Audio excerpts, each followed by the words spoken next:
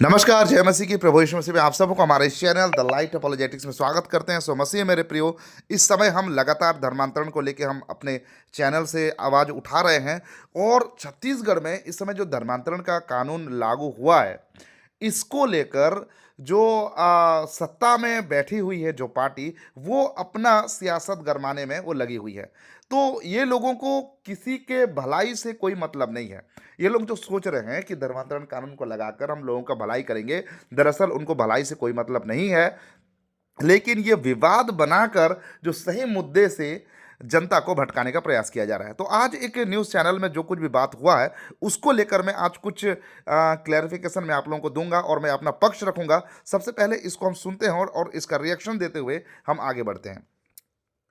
आपने जो चर्चाएं की, आपने कहा ना काफी चर्चाएं की, उन चर्चाओं में से एक समाधान आप बता दीजिए, शायद सरकार सुन लेगी। यहाँ पर एक प्रवक्ता है, उनसे ये न्यूज़ रिपोर्टर जो ये बहन है, ये उनसे पूछ रही है कि कुछ समाधान बताइए। जो इस धर्मांतरण का बात को लेकर इतना जो ज़्यादा बवाल बना हुआ है, तो इसका बहुत चर्चाएं तो बहुत हो गई है, लेकिन कुछ समाधान बताइए। तो ये जो भाई साहब है, जो ये प्रवक्ता है, शायद मेरे ख्याल से कांग्रेस की तरफ से प्रवक्ता है मेरे ख्याल से, तो इन्होंने क्या समाधान बताया उसको एक बार हम सुनते हैं और उसका रिएक्शन देते हैं। अगर हमारी सलाह लेंगे तो हम सरकार को यही कहना चाहते हैं, अगर धर्मांतरण के विषय में अगर आपको छत्तीसगढ़ में धर्मांतरण खत्म करना है तो जन जागरण शिविर लगाइए। लोगों जन जागरण शिविर लगाइए। अगर छत्तीसगढ़ में धर्मांतरण खत्म करना है तो जन जागरण शिविर लगाइए, मतलब लोगों को अवेयर करिए, लोगों को अंदर जागरूकता लाइए। ठीक है, अच्छी बात है, आगे सुनते हैं। को जहां सबसे ज्यादा गरीबों आदिवासियों के पास जहां शिक्षा की कमी है, जहां पैसे की कमी है, जहां रोजगार की कमी है, आप छत्तीसगढ़ सरकार से मैं यही निवेदन करूंगा, उन गांवों में जाइए और वहां शिक्षा के स्तर को बढ़ाइए, वहां जन जागरण शिविर लगाइए ताकि लोग धर्म परिवर्तन ना करें। यहाँ पर ये भाई साहब कहते हैं कि शिक्षा की कमी जहाँ पर है, जहाँ पर पैसे की कमी है, रोजगार की कमी है, तो इस फील्ड में तो जरूर काम करना चाहिए सरकार को। जहाँ लोग शिक्षित नहीं है, जहाँ पर लोगों को रोजगार नहीं है, वहाँ पर जाके आप काम करो। ठीक है, यहाँ तक तो बात मुझे अच्छा लगा। ठीक है कि जहाँ पर शिक्षा नहीं है, रोजगार नहीं है, पैसे की कमी है, वैसे लोगों के बीच में जाकर उनके अंदर जागरूकता लाइए और उनको रोजगार दीजिए, उनको शिक्षा दीजिए। आगे सुनिए। धर्म परिवर्तन इसलिए हो रहा है क्योंकि जो गरीब लोग हैं, जिनको पैसा देकर ये ऑफर देते हैं कि अपना धर्म परिवर्तन कर लीजिए और आप इस धर्म में शामिल हो जाइए। इस बात के लिए मैं बहुत बड़ा ऑब्जेक्शन लूंगा और मैं इसके लिए मैं इनको चैलेंज करता हूं कि इस बात को साबित कर दिया जाए कि जो गरीब लोगों को पैसे देकर उनको कहा जाता है कि तुम हमारे धर्म में शामिल हो जाओ, ये वाला बात आज तक किसी, मैं एक शब्द का इस्तेमाल कर रहा हूं, बुरा लगे तो लगे, मुझे कोई फर्क नहीं पड़ता, कोई माई का लाल नहीं है जो इस बात को प्रूफ कर दे। आज तक किसी माई के लाल में इतना दम नहीं है कि इस बात को वो प्रूफ कर दे। ये आरोप केवल मसीहों पर आए दिन लगाया जा रहा है कि मसीह लोग किसी को पैसे दे देते हैं और उनसे कहते हैं कि हमारे धर्म में शामिल हो जाओ। कौन भाई? मैं जन्म से क्रिश्चियन हूं, जन्म से प्रभु यीशु मसीह पर विश्वास करता हूं। आज तक मैंने अपने पूरे जिंदगी में मैंने कभी ऐसा कोई बात देखा ही नहीं है कि किसी को पैसे देकर बोला जाता है कि तुम आके हमारे धर्म में शामिल हो जाओ। हम कितने तकलीफ से दुख उठाकर हम सेवा करते हैं और दुख तकलीफ से अपना जीवन बिताते हैं। हम भी लोगों से उधार लेते हैं, लोगों को उधार देते हैं और दुख सुख तरीके से हम अपना जीवन बिताते हैं। कोई तो आज तक हमें आकर 1 रुपया का कोई फ्री में फोकट में दिया नहीं है कि तुम ये ले लो। तो ये बात क्यों बेवजह उठाया जा रहा है? हर समय कहा जा रहा है कि पैसे देकर बोला जाता है कि तुम हमारे धर्म में शामिल हो जाओ। इस बात को साबित करके दिखाओ, साबित करके दिखाओ। मैं कहता हूं इस बात को अगर साबित कर दो, मैं अपना धर्म छोड़ दूंगा। मैं दावे के साथ ये बात कहता हूं। ये केवल मसीहों के ऊपर में आरोप है। और एक बात मैं आप लोगों के सामने यहाँ पे कहना चाहता हूँ, अगर कह रहा हूँ तो ये बात मैं रख देना चाहता हूँ कि ये जो धर्मांतरण का बात को इतना ज़्यादा बवाल बनाया गया है, क्या इसके पीछे क्या सरकारी ऑफिसरों ने काम किया है? सरकारी पुलिस प्रशासन ने काम किया है? क्या कोई सरकार की तरफ से कोई टीम जाकर जांच पड़ताल किया है कि सच में धर्मांतरण हो भी रहा है या नहीं? क्या काम किया है? आज इतना बड़ा जो बवाल बना हुआ है, इतना बड़ा जो ये धर्मांतरण के खिलाफ में जो कानून बन रहा है, धर्मांतरण को लेकर जो कानून बन रहा है इतना बड़ा, तो ये किसके बातों को ध्यान में रखते हुए बनाया गया है? और ये अगर मैं कहूँ तो जो दारू पीने वाले, गुंडागर्दी करने वाले और बकवास करने वाले और इधर-उधर भटकने वाले जो गुंडागर्दी किस्म के जो लोग हैं, बजरंग दल, आरएसएस के जो लोग हैं, उनके बातों को सुनकर इतना बड़ा स्टैंड लिया गया है। अब जाकर देखिए, कोई सरकार की तरफ से कोई इन्वेस्टिगेशन नहीं, सरकार की तरफ से कोई स्पेशल टीम, कोई एजेंसी, कोई सीबीआई जांच कुछ हुआ है? नहीं। लेकिन बस ये दारू पीने वाले और गुंडागर्दी करने वालों की बातों को सुनकर ये धर्म परिवर्तन का जो कानून बनाया गया है, उन्हीं की बातों के ऊपर में बनाया गया है। सो यहाँ पर सोच के देखिए, इसके पीछे कोई सच्चाई नहीं है। कोई अगर बोल रहा है प्रलोभन देकर, हाँ चलो वो बात सच बोल रहा है, लेकिन आज तक ये बात साबित ही नहीं हुआ है। आगे सुनते हैं। गांव के लोग बहुत भोले भाले होते हैं। सरकार से हम यही निवेदन करते हैं कि आप जन जागरण शिविर लगाइए। पर विनय जी, जो जन जागरण शिविर लगाइए, क्योंकि गांव के लोग जो भोले भाले होते हैं। और आगे सुनिए, ये जो महिला रिपोर्टर ने बहुत अच्छी बात कही है, उसको अभी हम रिएक्शन देंगे। धर्मांतरण का मामला है, आलोक जी आपसे भी कहना चाहेंगे, जो धर्मांतरण का मामला है अब सिर्फ गांव-गांव तक सीमित नहीं रह गया है, शहरों में भी अब इसके मामले लगातार हम देख रहे हैं।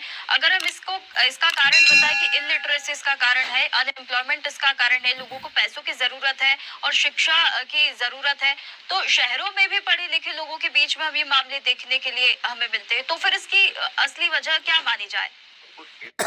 बिल्कुल सही और बहुत ज़बरदस्त बात यहाँ पे ये जो न्यूज़ रिपोर्टर जो एक यहाँ पर मैडम जो कह रही है कि ये लोग कह रहे हैं कि गांव में लोग अशिक्षित है, गांव में लोग गरीब है, तो उन लोगों को धर्मांतरण किया जा रहा है। लेकिन ये मामला केवल गांव तक सीमित नहीं है। लोग प्रभु यीशु मसीह पर विश्वास कर रहे हैं, प्रभु यीशु मसीह के प्रेम को चख रहे हैं और वो प्रभु यीशु मसीह में अपना जीवन बिताने के लिए वो अपने आप को समर्पित कर रहे हैं। तो ये केवल गाँव तक सीमित नहीं है, लेकिन शहरों में भी हो रही है। लेकिन इस बात को लेके ये जो प्रवक्ता साहब है, इसको कितना मॉडिफाई करने का प्रयास कर रहे हैं। तो देखो, कोई भी क्यों ना हो, चाहे वो गरीब भिखारी इंसान भी हो, अगर वो प्रभु यीशु मसीह का प्यार को पाता है तो वो प्रभु यीशु मसीह में अपना जीवन बिताता है, चाहे वो मंत्री हो, नेता हो, कोई भी हो। ऐसे बहुत सारे गवाही है, बहुत कट्टरपंथी लोग, बहुत धनवान लोग, इसमें कोई वो नहीं है कि कोई धनी है कोई गरीब है, ऐसा कोई बात है ही नहीं। जिसने प्रभु यीशु मसीह का प्यार को चखा, प्रभु यीशु मसीह के प्यार को, स्वाद को चखा, उसने प्रभु यीशु मसीह पर विश्वास किया। कोई गांव कोई शहर वाली बात है ही नहीं। लेकिन ये लोग इसको किस तरीके से देख रहे हैं। और एक बात मैं कहना चाहता हूं, जो ये लोग कह रहे हैं कि जो लोग अशिक्षित हैं उन लोगों को, जो लोग गरीब हैं उन लोगों को ये लोग टारगेट बनाते हैं। भाई साहब, आप जाकर देखिए, मसीह लोग ज़्यादा से ज़्यादा लोगों को शिक्षित बनाने का प्रयास कर रहे हैं। लोगों को शिक्षित, जब वो प्रभु यीशु मसीह को नहीं जानते थे वो अशिक्षित होते थे, लेकिन जब वो शिक्षा के क्षेत्र में आगे बढ़ रहे हैं तो वो कहीं ना कहीं प्रभु यीशु मसीह का प्यार को उन्होंने अपने जीवन में पाया है। मसीह लोग तो शिक्षित बनाने का प्रयास कर रहे हैं। क्या एक व्यक्ति शिक्षित होने के बाद उसको ये पता नहीं है कि मैं जो कर रहा हूँ वो सही कर रहा हूँ या गलत कर रहा हूँ? तो ये झूठा आरोप लगाना बंद करो। आगे सुनिए। उसकी अगर आप हमसे पूछेंगे तो हम यही बताएंगे कि जो लोग गांव से शहर की ओर पलायन करते हैं, रोजगार। अब देखो, यहाँ पर जो ये महिला जो पत्रकार ने यहाँ पर जो एक सवाल रखा है कि गांव के लोग ही नहीं लेकिन शहर के लोग भी जो है धर्मांतरण कर रहे हैं, तो क्या वो गरीब है, क्या वो अशिक्षित है? तो इसका ये जो जवाब दे रहे हैं, देखिए कि गांव से शहर की ओर लोग जो पलायन कर रहे हैं। आगे सुनिए। लिए तो वहाँ पे रोजगार के लिए जब शहर में आते हैं तो स्लम एरिया में रहते हैं, और स्लम एरिया से ही बताया ना, शिक्षा की कमी के कारण ये सब अपना, जैसे आपको उदाहरण के लिए दे दूं, किसी का तबीयत खराब हो जाए और वो हॉस्पिटल में अपना इलाज नहीं करा सकते, तो जो अब देखो, ये क्यों इतना कहानी बनाते हैं यार, मेरा दिमाग खराब हो जाता है ये लोगों का ये स्टेटमेंट सुन के। कुछ भी बकवास करते हैं, कुछ भी मुंह में लाए बोल देते हैं। हाँ?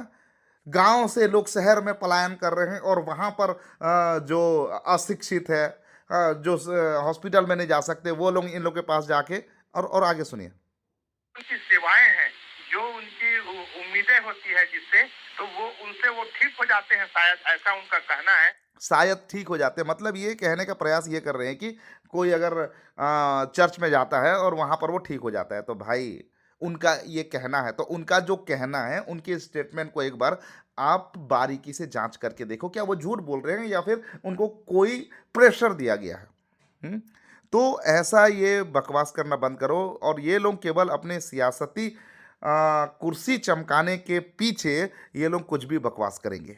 ठीक है, मैं यहाँ पर ना ही कांग्रेस को सपोर्ट करूंगा ना ही बीजेपी के सपोर्ट करूंगा, क्योंकि बीजेपी कांग्रेस ये लोग बस अपना सत्ता को बनाए रखने के लिए, अपना बात को सही साबित करने के लिए ये किसी हद तक भी जा सकते हैं। इन लोगों को, ये जो सत्ताधारी जो लोग हैं, इन लोगों को समाज के विकास से, समाज के उन्नति से और समाज बस सबका साथ सबका विकास बोल देने मात्र में से ही कुछ नहीं हो जाता। इन लोग का बस ये एक नारा है और उसके अलावा कोई काम नहीं होता।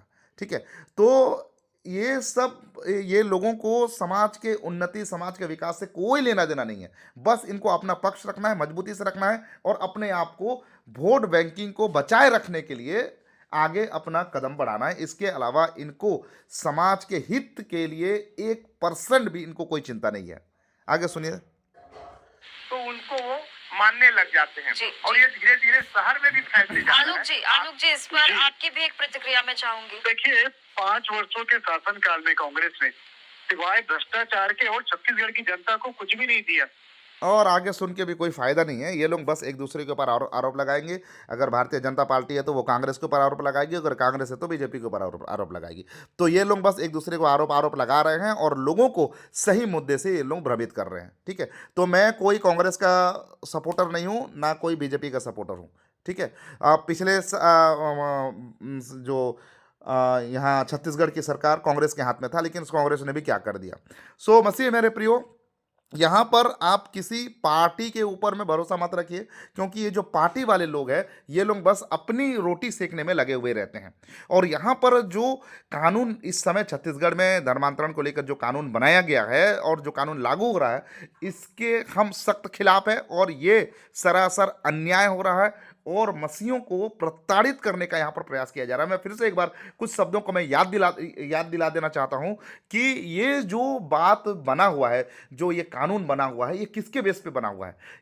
ये उन शराब पीने वाले, गुंडागर्दी करने वाले आरएसएस बजरंग दल के लोग जो हाईलाइट कर दिए हैं, उनके बात को ध्यान में रखते हुए यहाँ पर धर्मांतरण कानून लागू हुआ है। और इसके पीछे ना ही कोई सरकारी टीम, ना ही सरकार की तरफ से कोई एजेंसी और ना ही सरकार की तरफ से कोई जांच पड़ताल हुआ है, कोई सीबीआई जांच हुआ है, कुछ नहीं हुआ है। ये बस दारू पीने वाले और गुंडागर्दी करने वालों के बातों को ही सुनकर ये कानून बनाया गया है। तो ये कानून सरासर गलत है और ये केवल झूठ है।